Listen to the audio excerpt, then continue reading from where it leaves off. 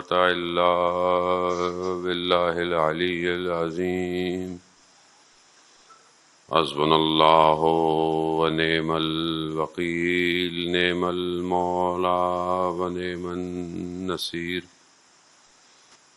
أعوذ بالله من الشيطان الرجيم بسم الله الرحمن الرحيم الحمد لله الذي يؤمن الخائفين وينجي الصالحين ويجزاء المستكبرين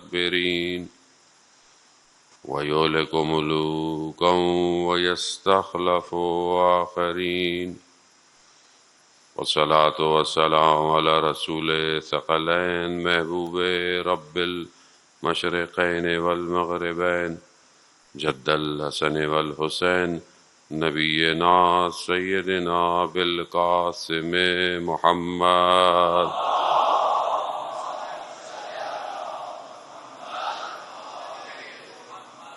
وعلى آله الطيبين الطاهرين المعصومين لا سيما بقية الله في الأرضين روحي وأرواحنا لتراب مقدم الفداء ولعنة الله على أعدائهم أجمعين بسم الله الرحمن الرحيم رب اشرح لي صدري ويسر لي أمري واحلل عقدة من لساني يفقهوا قولي أما بعد فقد قال الله سبحانه وتعالى في كتاب الحكيم والقرآن المجيد ألا بذكر الله تطمئن القلوب صلوات بید محمد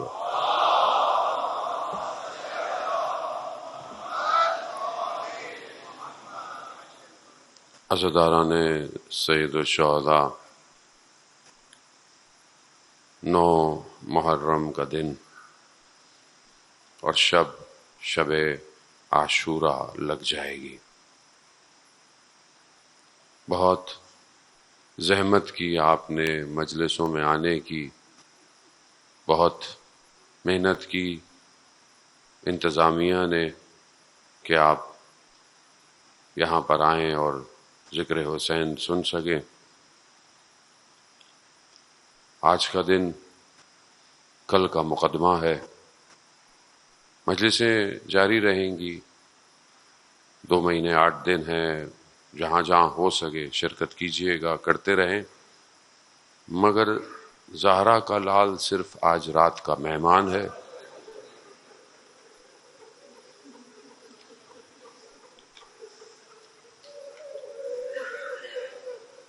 محرم کا جب چاند نکلتا تھا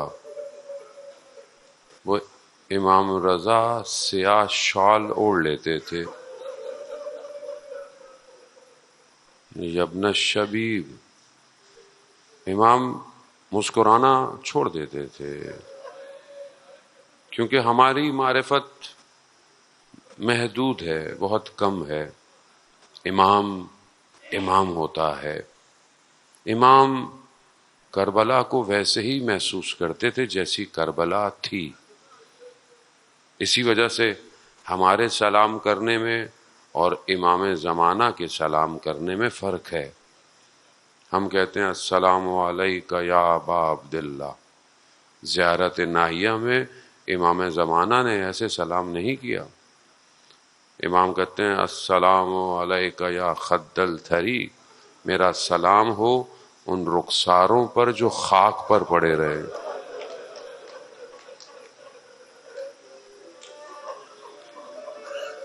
میرا سلام ہو ان بدنوں پر جو بکھرے پڑے رہے۔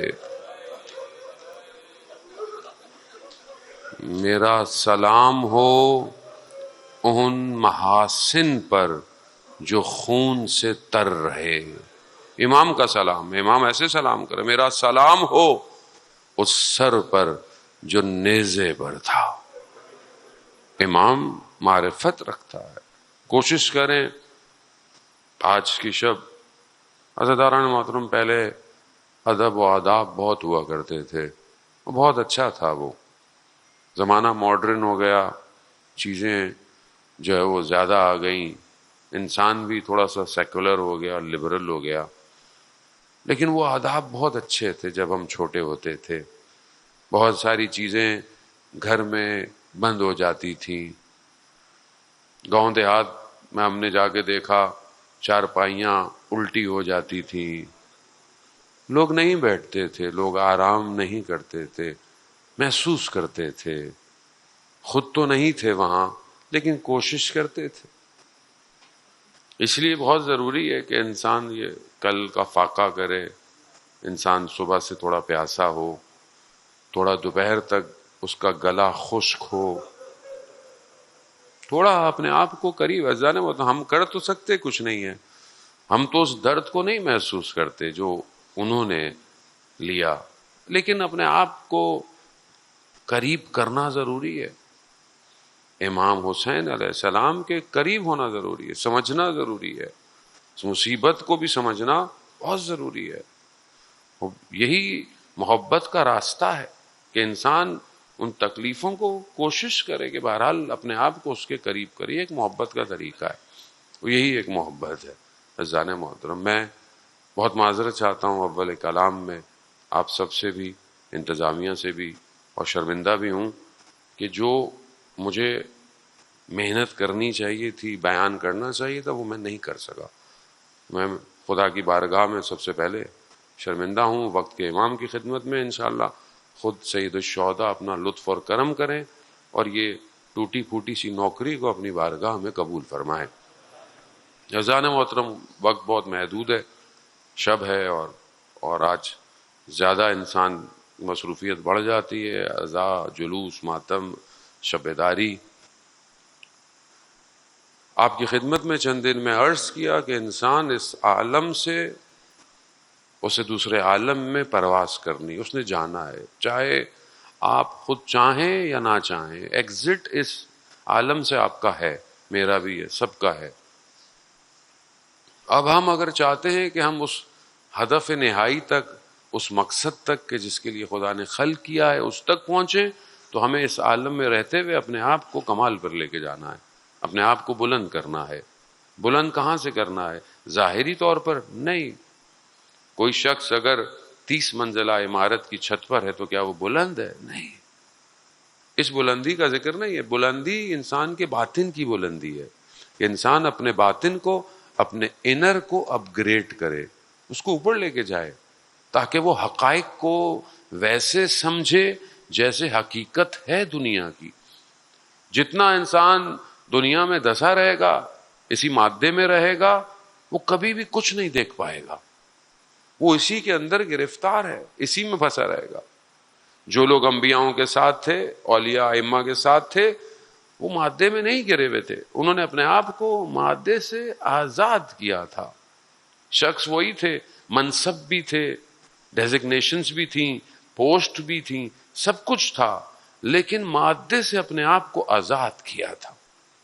خوب جتنا آپ اپنے آپ کو آزاد کرتے جائیں گے، آپ دوسرے عالم کی سیر کی طرف، یعنی مہاجرت اللہ کی طرف آپ چلنا شروع ہو جائیں گے.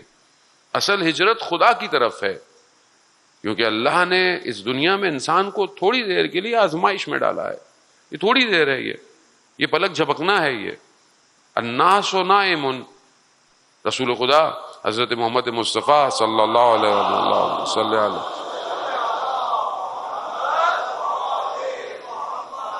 لوگ سو رہے ہیں. رسول خدا کی حدیث ہے، لوگ سو رہے ہیں، خواب میں ہیں، جب مریں گے تب بیدار ہوں گے. اور جب بیدار ہوں گے تو انہیں محسوس ہوگا کہ وہ ایک خواب دیکھ رہے تھے، ایک خواب سے وہ اٹھ چکے ہیں. اب اس خواب میں دوبارہ نہیں جائے گا انسان. ایسا نہیں ہے کہ یہ دنیا خدا نہ خواستہ بیکار ہے. میں نے آپ کی خدمت میں عرض کیا، یہی وہ دنیا ہے جو ملائکہ کی آمد و رفت ہے، یہی وہ دنیا ہے جس میں خدا نے اپنے بہترین بندوں کو بھیجا، یہی وہ دنیا ہے جہاں سجدے ہوتے ہیں، یہی وہ دنیا ہے جہاں پر ذکر ہوتا ہے، تلاوت ہے قرآن. خوب یہ جگہ اچھی، انسان ایک دوسرے کا خیال رکھے، انسان سوشل ہو، ویلفیئر کرے. خوب یہی دنیا ہے. یہی ایک مال فتنہ بن سکتا ہے، یہی مال دولت آپ کے لیے جو ہے وہ زینت بھی بن سکتی ہے. یہی اولاد آپ کے لیے مصیبت کا باعث بھی بن سکتی ہے، یہی اولاد آپ کے لیے باقیات و صالحات بھی بن سکتی، یہی انسان کی صحت اسے گمراہ بھی کر سکتی ہے، گناہ کی طرف بھی لے کے جا سکتی ہے، یہی صحت اسے خدا کی بارگاہ میں خاضع اور بندگی کی طرف بھی لے کے جا سکتی ہے۔ اب یہ دنیا اپرچونٹی ہے، لیکن ہمیں اس عالم میں اپنے آپ کو اس عالم کی طرف کہ جو عالم مطلق ہے، جو عالم ولایت ہے، اس کی طرف پرواز کرنی ہے۔ تو یہ کیسے کریں گے؟ یہی چند دن میں نے آپ کی خدمت میں عرض کیا کہ جب تک انسان نہیں کنیکٹ ہو سکتا، جب تک کوئی اس عالم سے ہمیں ہر وقت ہدایت نہ کرے، انسان خود اس عالم تک نہیں پہنچ سکتا۔ کوئی ایسا شخص ہو کہ جو اس عالم کے بارے میں بھی انفارمیشن رکھتا ہو، علم ہو، اور وہ اس عالم میں بھی ہو، اور وہ ہمیں اس عالم سے اس عالم کی طرف لے کے جا سکے۔ کوئی شخص آپ کو کہے کہ میں مثلا آپ کو یہاں سے 2000 کلومیٹر لے کے جاؤں گا، کیسے لے کے جائے گا؟ اگر اسے خود کو راستہ نہیں پتا، اگر اس کو خود کو گاڑی چلانا نہیں آتی اور راستوں سے واقف نہیں ہے، راستوں کے ہڈل سے واقف نہیں ہے، نشیب و فراز سے واقف نہیں ہے، یا کوئی کہے کہ نہیں میرے پاس ایک پلین کھڑا ہوا ہے، ایک جہاز کھڑا ہوا ہے، میں آپ کو لے جاؤں گا، آپ پوچھیں گے بھائی آپ کو چلانا آتا ہے؟ وہ بولے کہ مجھے نہیں آتا، تو کہا تم مجھے کیسے لے کے جاؤ گے؟ تو جو اس عالم سے اس عالم میں لے کے جائے، پہلی چیز علم ہے، دوسرا وہ واقف ہو راستوں سے، اسے راستے پتا ہوں، اسے منزل پتا ہو، اس منزل تک کیسے لے کے جائے گا۔ تو کس نے آج تک دنیا میں یہ دعویٰ کیا؟ کس نے دعویٰ کیا؟ بڑے بڑے اسکالرز آئے، بڑے بڑے جو ہے وہ فلاسفرز آئے، کسی نے یہ دعویٰ نہیں کیا کہ کوئی آپ کو اس عالم سے اس عالم میں لے کے جائے گا۔ کوئی نہیں لے کے جائے گا سوائے ان کے کہ جسے خدا نے انتخاب کیا، کیونکہ دوسرے اس عالم سے واقف ہی نہیں ہے۔ اللہم صلی علی محمد۔ یہ عالم اپنے باطن میں سفر کر رہا ہے، باطن سفر کر رہی ہے، روحیں سفر کر رہی ہیں، ارواح سفر کر رہی ہیں عالم برزخ میں۔ ابھی جتنے بھی لوگ حضرت آدم کے بعد دنیا سے چلے گئے، قیامت تک عالم برزخ ہے، اور وہاں ارواح جو ہیں وہ سفر کے اندر ہیں، اپنے اعمال کی وجہ سے جو انہوں نے کیا وہ وہاں پر انجام دے رہی ہیں۔ روز محشر حقیقت ہے، ایک دن ہوگا، اللہ سب کو مارے گا، پھر دوبارہ خلق کرے گا، دوبارہ حشر کا میدان ہوگا۔ خوب اسے ہر دین، ہر ادیان ڈے آف ججمنٹ کا ذکر کر گیا، جتنے بھی دین ہیں وہ جو الہی دین ہے وہ ہر اس کا ذکر کر گئے، لیکن ہر شخص اپنے اپنے زمانے میں اپنی اپنی قوم امت کو آگے لے کے گیا، اور یہاں تک کہ اللہ نے آخری نمائندے کو بھیجا اور دین کو کامل کر دیا، اور اس کے بعد نبوت اور رسالت کو ختم کر دیا۔ مگر سفر ختم نہیں ہوا، سفر جاری ہے، انسانیت زندہ ہے۔ اب کون ہوگا کہ جو نبوت کے بعد اس سفر کو جاری رکھے؟ تو کوئی اور نہیں ہے سوائے اللہ کے نمائندے کے۔ انسان میں اتنی طاقت نہیں ہے، انسان کے پاس اتنا علم نہیں ہے کہ وہ انسانوں کو ہدایت دے سکے، نہیں ہے اس کے پاس۔ آپ کے سامنے بڑے بڑے دنیا کے سسٹمز آئے، کمیونزم آیا، مارکسزم آیا، سوشلزم، سب آپ کے سامنے، کیپٹلزم، سب کولیپس ہو رہا ہے، ہو گیا آپ کے سامنے۔ رشیا اپنے آپ کو کمیونسٹ اسٹیٹ تھا، کیا سمجھتا تھا؟ ختم ہو گیا۔ دنیا ٹوٹ رہی ہے، دنیا کے پاس کوئی اکنامیکل سسٹم نہیں ہے، دنیا کے پاس انسانیت کا سسٹم نہیں ہے۔ کیسی دنیا ہے کہ جہاں آپ کہتے ہیں جی ویسٹ بہت زبردست ہے، امریکہ بہت زبردست ہے، ان کے لا بہت زبردست ہے، ان کے قانون، کیسا قانون ہے کہ جہاں کتے کی قیمت ہے مگر غزہ میں انسان کی قیمت نہیں ہے؟ یہ کون سا قانون؟ یہ فیل ہو چکا ہے، فیل ہے، کسی کے پاس نہیں ہے۔ یہ سب دھوکہ ہے، یہ illusion ہے جو ہمیں دکھایا گیا ہے۔ اصل تمدن اللہ نے جو بھیجا ہے وہی ہے۔ میرا نفس قبول نہ کرے وہ ایک الگ مسئلہ ہے، میں نہیں چاہتا اس پہ عمل کرنا، میرے اندر پرابلم ہے، میں قبول نہیں کرنا چاہتا، آپشن ایک ہی ہے صرف، آؤ اللہ کے ولی کے پرچم کے تلے آ جاؤ. نہیں آؤ گے، اپنا انتظار، اپنا نقصان ہے، نہ اللہ کو نقصان ہے نہ اللہ کے ولی کو نقصان. کربلا نے یہی دکھایا کہ چاہے جتنے بھی مسلمان ہو، چاہے جتنا بھی بڑا سسٹم ہو، سب کچھ ہو، اگر کربلا میں امام کی اس استغاثے پر لبیک نہیں کیا تو کچھ نہیں کیا. یہی تاریخ ہے، یہی تاریخ آپ کو دہرا رہے ہیں، آپ یہی سن رہے ہیں، آپ یہی ریپیٹ کر رہے ہیں، آپ اسی پہ رو رہے ہیں، آپ اسی پہ جمع ہو رہے ہیں، لیکن سمجھ نہیں رہے. تو امام حسین بلا رہے ہیں. امام حسین اس عالم میں اپنی اس کشتی جو سفینۃ النجات ہے، اپنے خون سے اسے قیامت تک کا سفر کرا رہے ہیں. ہمیں اس میں سوار ہونا ہے. عزیزان مولا، راستہ میں نے آپ کی خدمت میں عرض کیا کہ وہ کیسے پہچانے. اب سوال تو یہی ہے کہ ہم اس کو کیسے پہچانے کہ جو اللہ کا نمائندہ ہو. طریقے میں نے آپ کو بتا دیے. علم کیا ہو سکتا ہے، نفس علم کیا ہو سکتا ہے، علم کہاں سے لیا جا سکتا ہے، کہاں سے لیا جاتا ہے، اس علم میں عام علم میں فرق کتنا ہے. میں ساری باتیں ریپیٹ نہیں کر رہا، یہ سب آپ کو میں بتا چکا ہوں. راستہ کیا ہے؟ پہلا راستہ کل آپ کی خدمت کا کہ انسان اپنے باطن کو پاک کرے. جب انسان کا باطن پاک ہوگا تو اسے خود بخود ولی خدا کی طرف بڑھنا نظر آئے گا.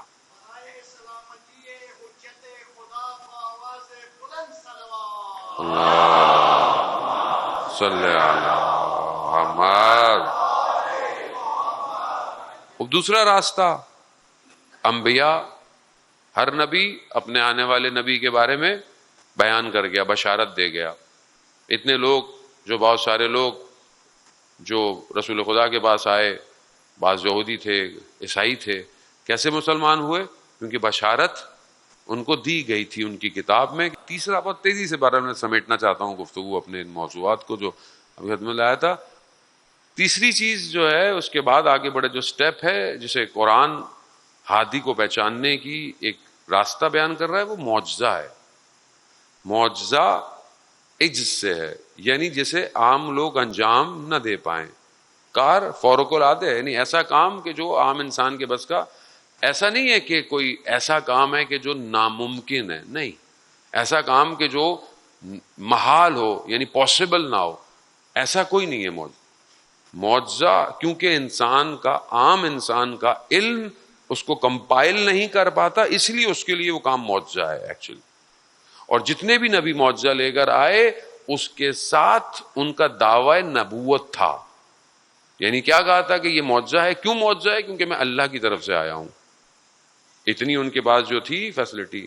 ابن سکیت نے امام نکی علیہ الصلوۃ والسلام سے سوال کیا، صلی اللہ محمد، کہا کہ پروردگار نے حضرت موسیٰ کو جو معجزہ دیا، ید بیضا دیا، ایک وہ عصا دی کہ جو زمانے میں ساحر تھے، تو یہ ایسا کیوں ہے؟ اور حضرت عیسیٰ کو جو ہے وہ شفا کا معجزہ دیا کہ جو شفا نہیں ہو سکتی تھی ان کو، مگر رسول خدا کو جو ہے وہ کلام دیا، قرآن دیا. تو یہ ایسا کیوں ہے؟ تو امام نے اسے فرمایا کہ دیکھو، جب حضرت عیسیٰ کا دور تھا تو اس زمانے میں جو چیز لوگوں کو اپنی طرف کھینچ رہی تھی وہ جادو تھا، وہ سحر تھا. تو سحر کا مقابلے کے لیے اللہ نے حضرت عیسیٰ کو ویسی چیز دی. کیونکہ ساحر، قرآن بھی کہہ رہا ہے، جادوگر تھے. جب انہوں نے یہ دیکھا کہ یہ لکڑی اژدہا میں بدل گئی تو وہ سجدے میں پڑ گئے. کیوں؟ کیونکہ وہ جادوگر جانتے تھے کہ یہ سحر نہیں ہے، یہ سحر. اسی لیے موسیٰ کے رب پر ایمان لے آئے. کہا حضرت عیسیٰ کے دور میں فلج، بیماریاں انسان کو دبا رہی تھیں، ختم کر رہی تھیں، تو اللہ نے انہیں شفا کا معجزہ دیا. شفا خدا کے ہاتھ میں ہے، باذن اللہ ہے. یہ جو ہم بھی دوائی یا گولی کھاتے ہیں، یہ دوائی اور گولی میں شفا نہیں ہوتی، شفا خدا کی طرف سے. لیکن اس کا مطلب یہ نہیں کہ اب آپ لوگ دوائی نہ کھائیں، بولیں جی مولانا صاحب نے بولا ہے تو نہیں، ایسا نہیں ہے. اسباب پورے کرنے ہیں، آپ نے چیزیں پوری کرنی ہے، اپنا خیال کرنا ہے، لیکن کہاں سے شفا ہوگی؟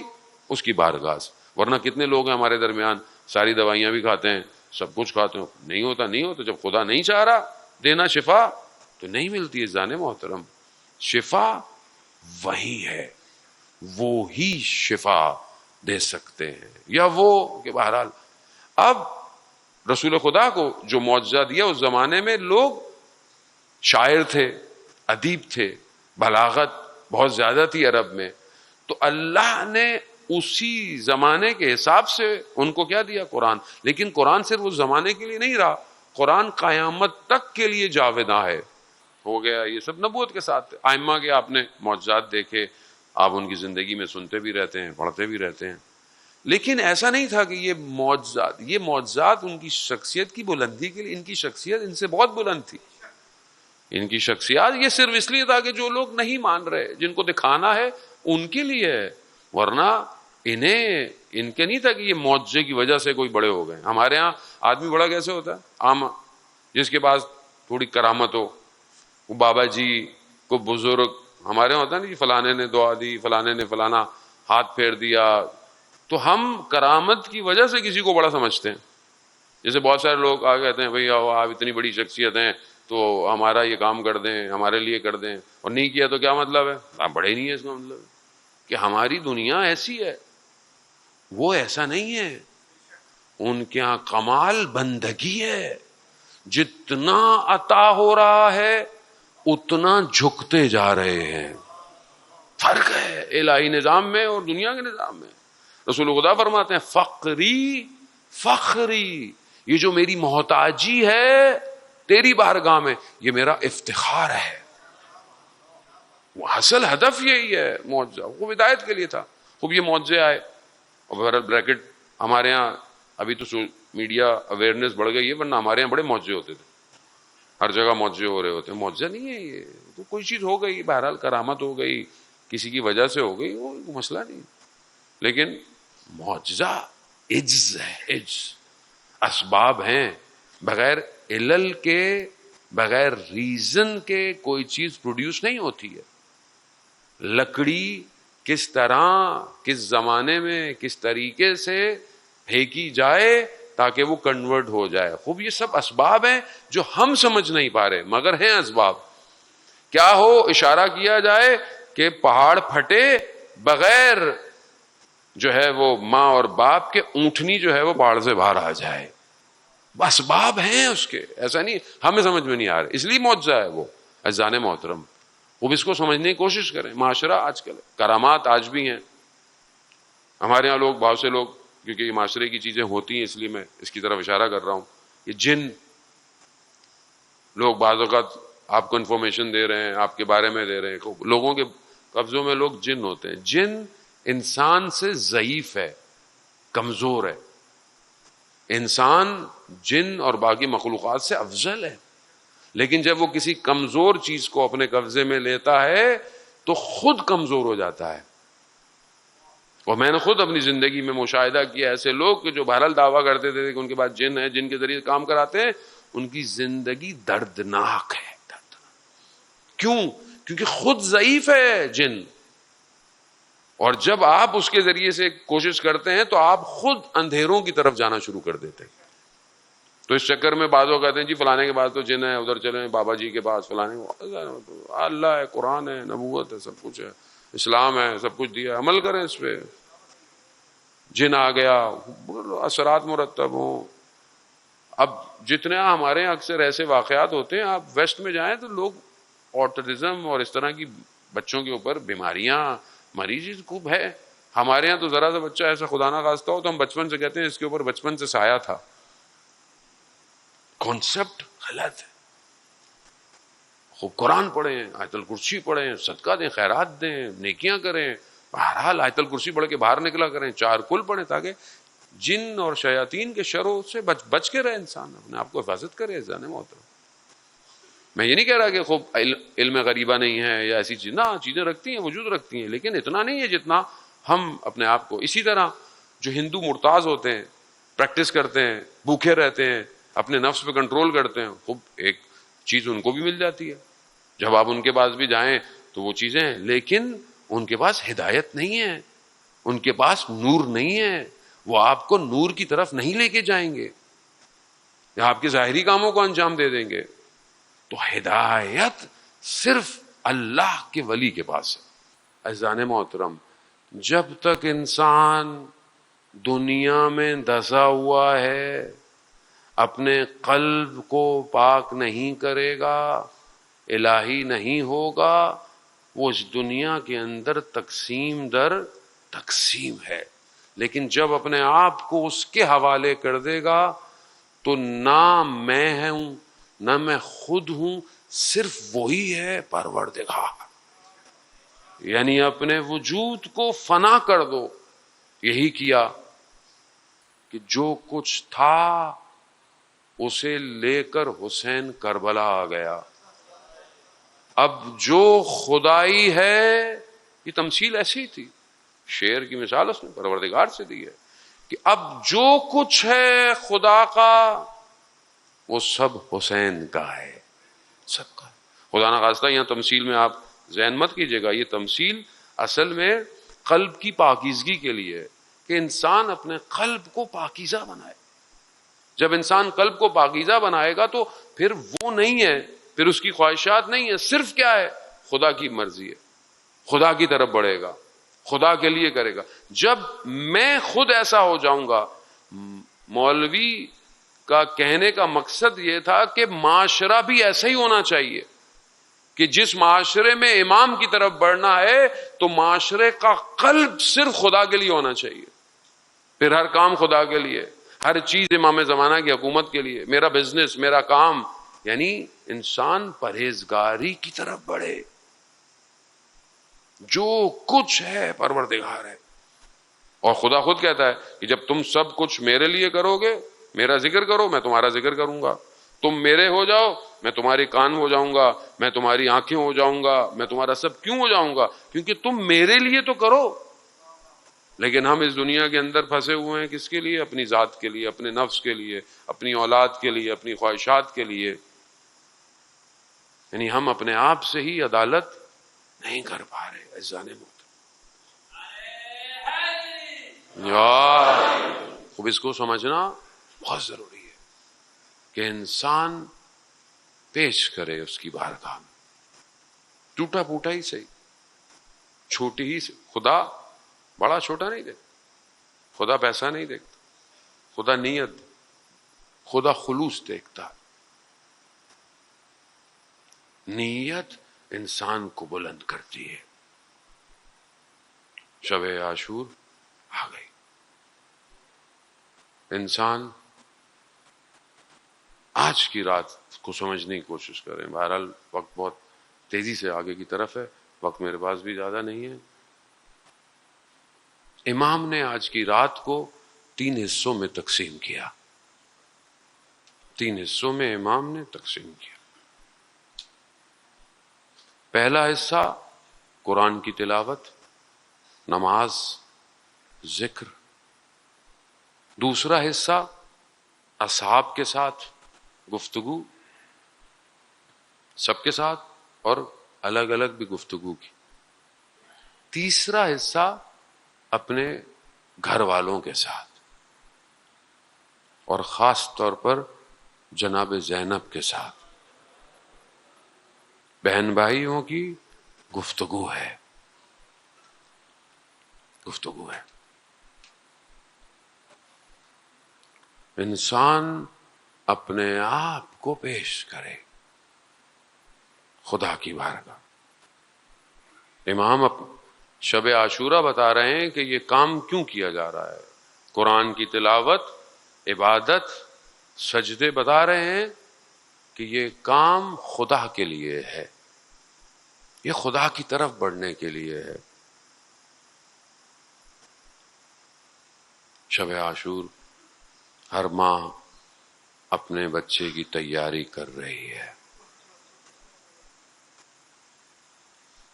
اس کی طرف بڑھنے کی کوشش. عزاداران محترم، مصائب بہت سارے ہیں، بہرحال جو ڈیوٹی ہے وہ ادا کرنی ہے.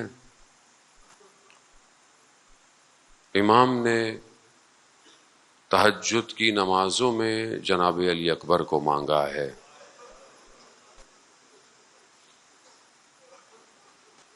تہجد کی نمازوں میں خود فرماتے ہیں کہ جب ہم چاہتے تھے دیکھنا اپنے نانا کو تو ہم علی اکبر کے چہرے کو دیکھتے تھے، جب ہم اپنے نانا کی آواز سننا چاہتے تھے تو علی اکبر کی آواز سنتے تھے۔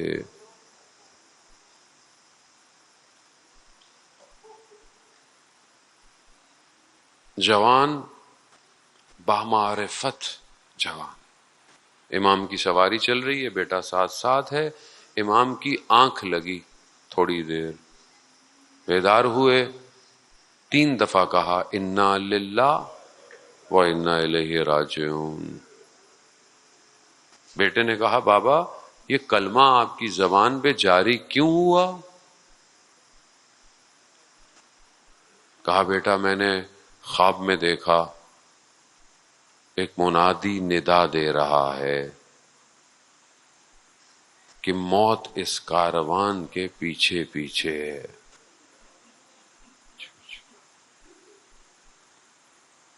اصولاً تو یہ ہونا چاہیے تھا، مطلب عام کوئی ہوتا تو کیا پوچھتا کہ بھئی ہم موت سے کیسے بچیں؟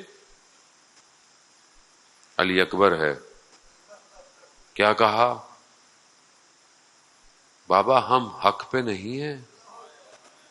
کہا بیٹا حق پہ ہیں، تو کہا کیا فرق پڑتا ہے موت ہم پر آ پڑے یا ہم موت پر جا پڑے؟ کیا فرق پڑتا ہے؟ کیا فرق پڑتا ہے؟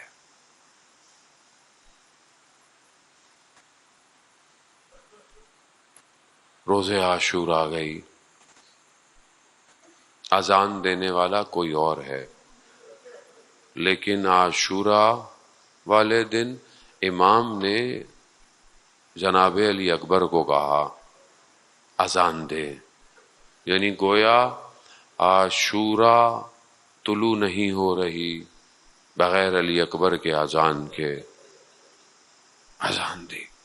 جوان آسان، امام ہے، یقیناً امام کا علم ہے، لیکن باپ بھی ہے نا، باپ کو بیٹے سے محبت بھی ہے۔ راوی بیان کرتا ہے کہ جب جناب علی اکبر وداع کرنے گئے نا خیموں میں، تو کہتے ہیں کہ پردہ ہٹتا تھا پھر گر جاتا تھا، پھر ہٹتا تھا پھر گر جاتا تھا، گویا کوئی علی اکبر کو روک رہا ہے۔ تو کہتا ہے ایک چھوٹی سی بچی تھی جو جناب علی اکبر کو لپٹ کے کھڑی ہوئی ہے۔ سلام ہو اس بچی پر جس نے سب کو جاتے دیکھا۔ کیسا دل ہوگا نا؟ کوئی بڑا ہو تو آپ پھر بھی کہہ سکتے ہیں کہ بڑے کا دل کیسا نرم ہوگا، سخت ہوگا، لیکن ایک بچی کا دل کیسا دل ہوگا جو صبح سے دیکھ رہی ہے، جو گیا وہ واپس نہیں آیا۔ جناب علی اکبر نکلے، جانے لگے۔ عزاداران محترم، چھٹا امام فرماتے ہیں کہ بہترین لذت میں سب سے بڑی لذت یہ ہے کہ بیٹا جوان ہو جائے اور کامیاب ہو جائے، یعنی باپ کے لیے اس سے بڑی لذت کوئی نہیں ہے، بیٹا جوان ہو کامیاب ہو جائے۔ کہا سب سے بڑا صدمہ بیٹا جوان ہو جائے اور پھر دنیا سے چلا جائے، سب سے بڑا صدمہ ہے۔ بس تھوڑی دیر مجھے اجازت دیجیے گا، تھوڑی دیر تحمل کر، رو لیں۔ یہ وہ جوان ہے جس کے لیے امام حسین نے گریہ کیا ہے۔ امام نے جملے کہے ہیں کہ وائے ہو اکبر، ایسی دنیا جو تیرے بعد ہو۔ اکبر، اللہ اکبر۔ امام نے سوار کیا۔ آپ کے بھی جوان بیٹے ہوں گے، خدا جوانوں کو سلامت رکھے۔ میرا جب 6 مہینے کا بیٹا تھا نا، تو میں اس وقت یہ سوچتا تھا کہ کیا یہ علی اصغر کی طرح دے سکتا ہوں؟ نہیں دے سکتا۔ ابھی وہ جوان ہو گیا ہے، ماشاءاللہ جوان ہے، خدا بہرحال اسے بھی شہادت نصیب فرمائے وہ جوان ہے. ابھی میں سوچتا ہوں مثلا یہ جوان چلا جائے, کبھی کبھی انسان کا ذہن ہے سوچتا ہے کیا ہوگا زندگی میں, کیا ہے ایک جوان بیٹا چلا جائے. آسان نہیں ہے, جان نہیں ہے. جناب علی اکبر جانے لگے. امام نے کہا علی اکبر جتنا ممکن ہو سکے مڑ مڑ کر دیکھتے جانا, جتنا ممکن ہو سکے. بیٹا ہے, اللہ اکبر, میں قربان, میرے والدین قربان, میں قربان, میری اولاد قربان. مولا خطا کار ہے, گناہ گار, یا امام زمانہ ہماری دسترسی کیجیے, ہمیں پکڑیے, ہمیں ڈوبنے سے بچائے. سواری چلنا شروع ہوئی. جناب سکینہ سے یہ بیان کرتے ہیں کہ جیسے ہی بھائی علی اکبر گئے نا تو بابا زمین پر بیٹھ گئے کہ گئی میری کمائی گئی. ہاں عزاداران محترم, بس تھوڑا سا اور تحمل. سواری چلی. جناب علی اکبر تھے, حیدر کرار کے پوتے تھے, جناب عباس کے شاگرد تھے. دشمن نہ روک پایا سامنے, لڑتے لڑتے لڑتے سواری واپس آئی. واپس آئے, کہا بیٹا کیا ہوا؟ علماء بیان کرتے ہیں, مقاتل بیان کرتے ہیں. واپس آئے, کیا کہا؟ کہا بابا لباس کی حدت اور پیاس کی شدت بابا مارے دیتی ہے. اگر تھوڑا پانی مل جاتا نا تو میں بتاتا دشمن.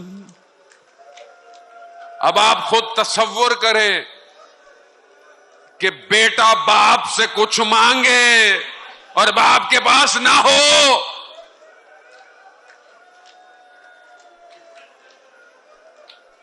مگر کیا جناب علی اکبر کو نہیں پتا تھا بابا کے پاس پانی نہیں ہے؟ نہیں. علماء کہتے ہیں باپ بیٹے کی محبت ایسی تھی. امام نے زبان مبارک کو جناب علی اکبر کے دہان مبارک میں رکھا. علی اکبر کی چیخ بلند ہوئی, بابا آپ کا گلا تو مجھ سے بھی زیادہ خشک ہے. یہ تو حسین جانتا ہے کتنے دن کا پیاسا. علی اکبر جاؤ جاؤ, دیر ہو جائے گی, جاؤ. جناب علی اکبر گئے. عزاداران محترم لڑتے لڑتے دشمن نے پیچھے سے ایک نیزہ جناب علی اکبر کی طرف. توازن برقرار نہ رہا. مقتل کے جملے ہیں کہ جناب علی اکبر نے اپنی سواری پر بازوں کی طرح اوپر آ گئے. قطعوا سیوفا, تلواروں سے ٹکڑے ٹکڑے کر دیا. اربن اربا, جہاں سے گزرتی گئی تلواریں چلتی گئیں. حسین کی کمائی لٹتی گئی لٹتی گئی لٹتی گئی. جیسے ہی زمین پر آنے لگے کہا بابا ہمارا آخری سلام ہو. بعض کہتے ہیں نہیں پتا امام حسین کیسے پہنچے اپنے بیٹے کے بدن پر. ارے وہی امام ہے کہ جس نے حر کو کہا حر جوان بیٹے کے لاشے پر باپ نہیں آتا. مگر میں کہوں گا جناب حر دیکھیے امام حسین آ گئے, اپنے رخسار کو علی اکبر کے رخسار پر رکھا. کہہ رہے ہیں علی اکبر بابا, نانا جد اور مولا آ گئے, سیراب کر رہے ہیں. کہہ رہے ہیں حسین جلدی کرو جلدی کرو. جناب علی اکبر کی روح پرواز ہو گئی. مقتل کہتا ہے اے بوڑھے باپ نے جوان بیٹے کو ہاتھوں میں اٹھایا, زانو خم کیے, 3 دفعہ دشتے کربلا میں کہا ولادی ولادی ولادی.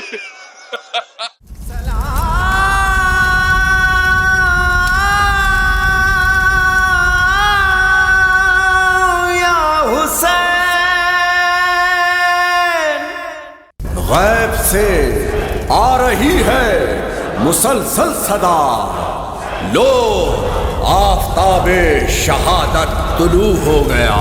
سلام